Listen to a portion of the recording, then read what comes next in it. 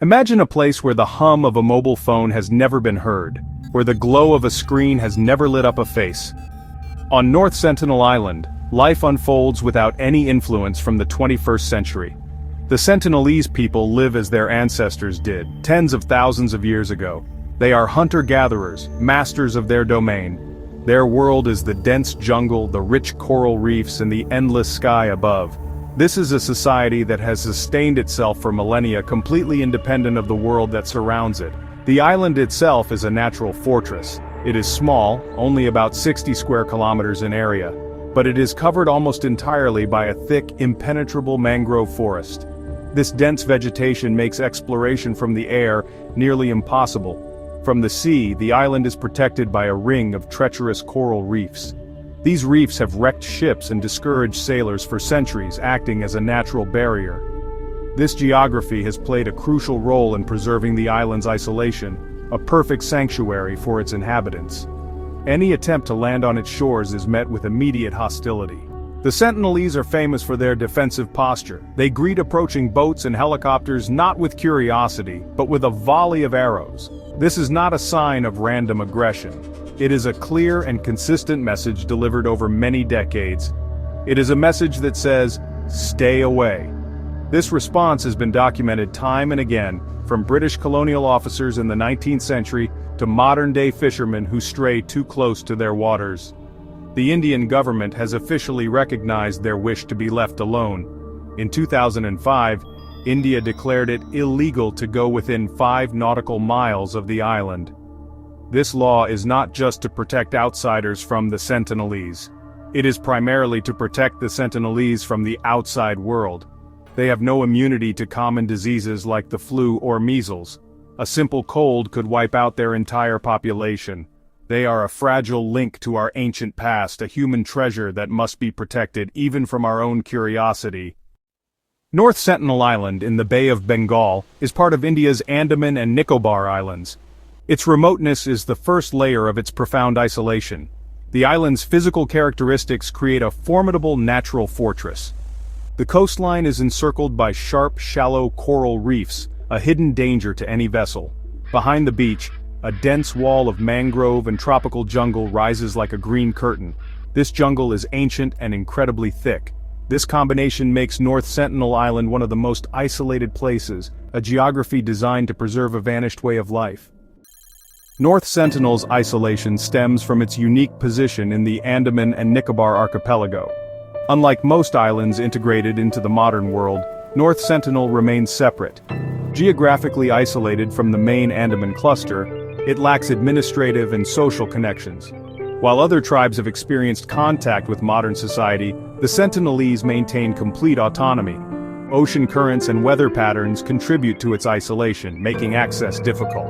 This, combined with a lack of resources that would attract outsiders, has allowed them to remain masters of their domain, a hidden jewel, fiercely guarding its luster. North Sentinel Island provides everything its inhabitants need to survive. The island is a complete ecosystem that has sustained a human population for thousands of years. The dense forest is rich with wild plants and animals. The Sentinelese are expert foragers and hunters, using handcrafted tools.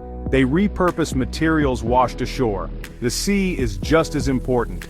They use canoes for fishing and harvesting marine resources. They are pure hunter-gatherers, living in balance with their environment. This self-sufficiency is the most remarkable aspect of their isolation and resistance to contact. It is a self-contained world that needs nothing from us except to be left alone. For centuries, North Sentinel Island was marked on maps with warnings. The first documented sighting occurred in 1771. Captain John Ritchie of the East India Company noted lights flickering from the shore, a sign of habitation.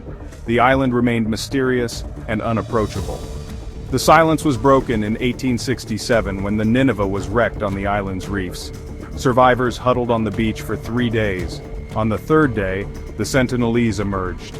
They attacked the survivors with arrows. The survivors were rescued by a Royal Navy vessel.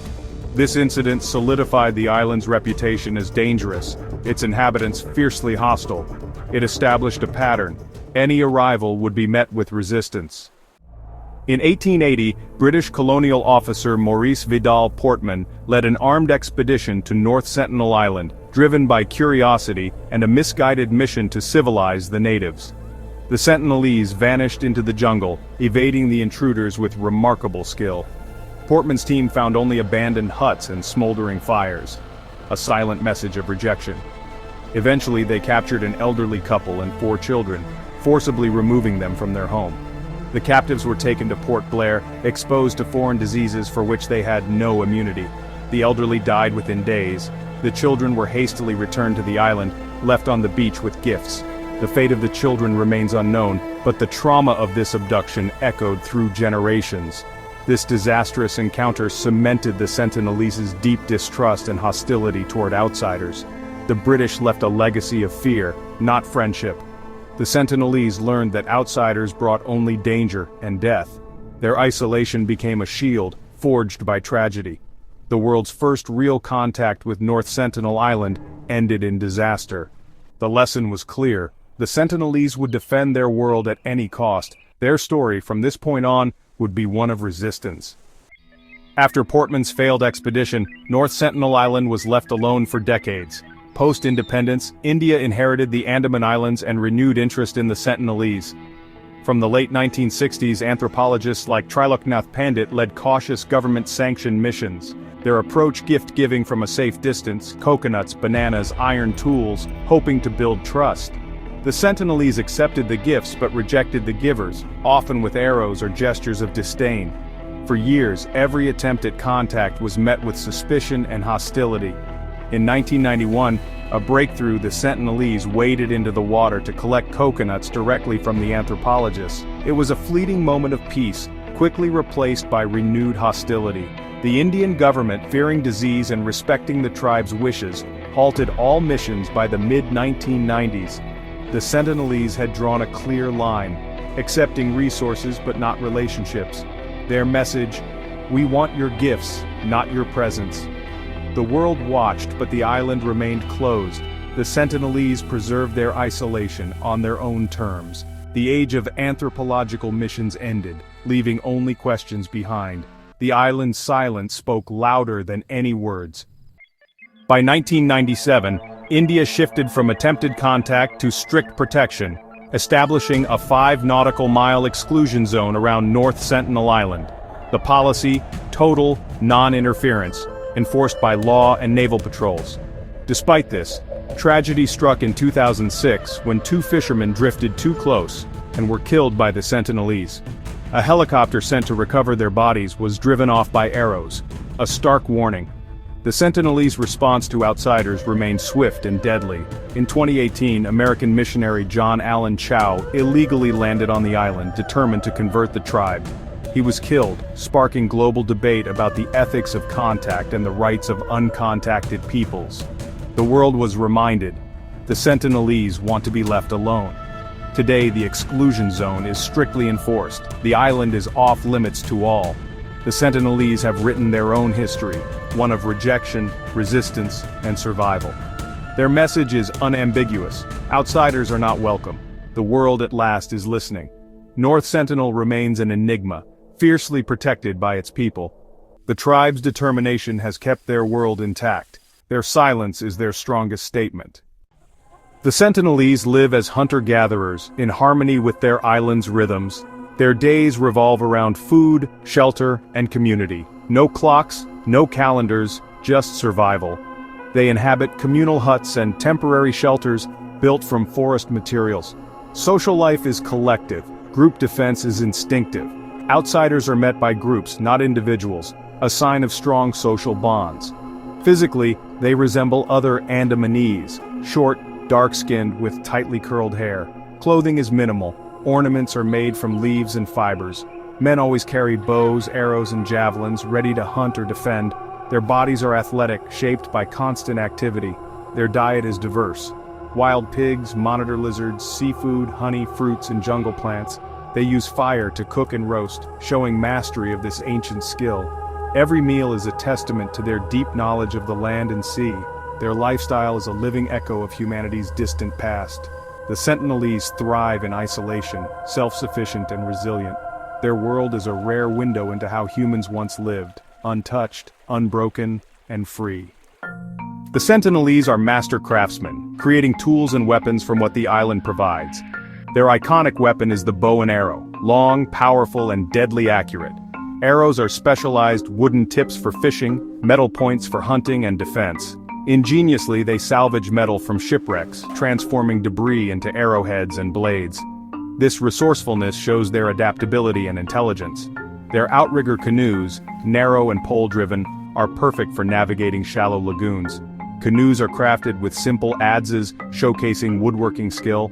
Baskets are woven from plant fibers. Shells and stones are used for cutting and scraping. Firemaking is a vital technology, essential for cooking and protection. Every tool is functional, optimized for their environment. Their technology is not primitive, it's perfectly suited to their needs. The Sentinelese blend ancient tradition with clever adaptation. Their world is self-contained, efficient, and resilient. Advancement here means balance, not complexity. Their tools are a testament to survival through simplicity. The Sentinelese social structure remains a mystery, but clues suggest an egalitarian, consensus-based society. Family and kinship are central, binding the community together. Rituals and ceremonies likely mark important events, but their nature is unknown. Music and dance are part of their culture, witnessed during rare, peaceful encounters. Non-verbal gestures, sometimes insulting, communicate their feelings to outsiders. Their language is unique, unrecorded, and unintelligible to all others. Linguists believe it is a linguistic isolate, evolved in total isolation. The language holds the key to their worldview, but it remains a secret. The population is small, perhaps 50 to 150, making them vulnerable. Their survival depends on their isolation and the protection of their knowledge. They are the guardians of a world entirely their own. North Sentinel Island protects not just a tribe, but a unique branch of humanity. Their story may never be told, but their existence is a living treasure. The Sentinelese remain the world's most silent and most resilient people. In the late 1960s, the Indian government began cautiously attempting friendly contact. Anthropologists like Triloknath Pandit led missions focused on building trust from a distance. The primary offering was the coconut. Coconuts, familiar to the Sentinelese, were a gesture of goodwill. The hope was this gift could bridge vastly different worlds. For decades, boats anchored at a safe distance. Coconuts were tossed into the sea, drifting to shore. Initially, the Sentinelese waited for the boats to leave before collecting the gifts. Their response was a mix of curiosity and defiance. In 1991, a breakthrough occurred. The Sentinelese, unarmed, waded into the sea to collect coconuts directly. By 1997, the gift-giving missions ended. Concerns about disease and interference outweighed scientific curiosity, respecting their desire for isolation. The Indian government established an exclusion zone around North Sentinel Island, recognizing the tribe's right to be left alone. The island's waters have always tempted local fishermen. In 2006, this led to tragedy. 2 fishermen illegally fishing for crabs drifted onto the island's shores. The Sentinelese killed them, defending their home.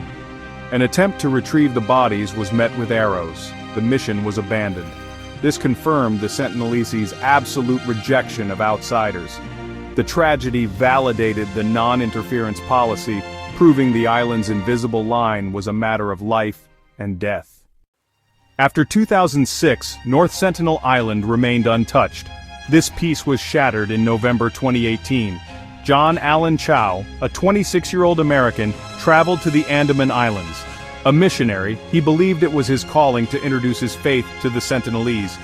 Chow hired local fishermen to ferry him to the island. He offered gifts but was met with aggression. An arrow pierced his Bible. On his final visit, he was killed by the tribe. Chow paid the ultimate price for ignoring warnings. His death sparked global debate about cultural intrusion.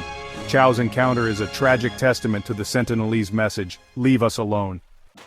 The Indian government protects North Sentinel Island through isolation, a policy enshrined in law. The Andaman and Nicobar Islands Protection of Aboriginal Tribes Regulation, 1956, designates tribal areas as reserves and regulates entry. For North Sentinel, this means a complete ban and a 5 nautical mile exclusion zone, monitored by the Indian Navy. This protects both outsiders and the Sentinelese from modern diseases. The government conducts distant surveys to ensure the tribe's well-being, especially after disasters. This respects the tribe's desire to be left alone. The law acknowledges the risks of contact, learning from the tragic fates of other Andamanese tribes. It protects the Sentinelese people's right to self-determination. The case of the Sentinelese sits at the heart of a global debate: the ethics of contacting isolated indigenous peoples. One side believes in universal human connection, arguing it's wrong to leave any group isolated, denying them modern benefits. The opposing view, championed by groups like Survival International, argues the choice must belong to the uncontacted people. The Sentinelese have made their choice clear for centuries through their rejection of visitors. Contact could bring deadly diseases and social collapse. History shows the dangers of interference. Even a common cold could be a death sentence. Who has the right to decide the future of the Sentinelese? The Sentinelese or global society? Respecting their isolation is an act of profound respect. The future of the Sentinelese people is incredibly fragile. Their survival depends on their continued isolation, increasingly difficult to maintain. The primary threat is individuals who defy the law. Illegal fishermen, misguided adventurers, or determined missionaries all pose a direct threat. Each intrusion risks introducing a pathogen that could destroy one of humanity's last ancient cultures. Beyond human trespass, the Sentinelese face dangers from the changing natural world. Climate change and rising sea levels could devastate their island home. This places an immense ethical responsibility upon the Indian government. Our responsibility is to let their story continue on its own terms. We must curb our desire to help every corner of the globe, teaching us a lesson in humility and respect. North Sentinel Island remains one of the last true mysteries on Earth. It represents a powerful no to global connection. The story of the Sentinelese is one of sovereignty. They have decided they want no part of our modern world. Their arrows communicate a message: respect our boundaries, leave us in peace. Their continued existence challenges our assumptions about progress and civilization. They remind us that the human story is a rich tapestry. As we look to the future, their fate rests in our hands. Their island is a sanctuary, a place beyond our reach. They teach us humility and to respect their desire to simply be left alone.